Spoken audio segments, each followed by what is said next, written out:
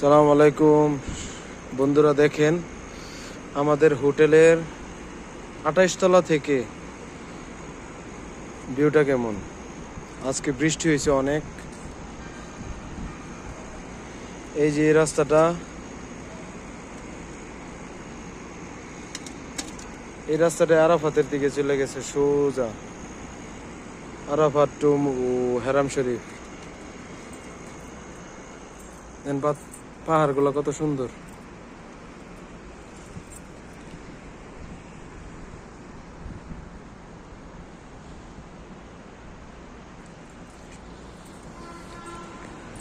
এইখানে পাহাড় কাটতেছে, আরেকটা হোটেল হইবে। এখানে নতুন আরেকটা কনস্ট্রাকশনের কাজ চলতেছে এখানে। এটা কিছুদিন আগে কাজ শেষ হয়েছে।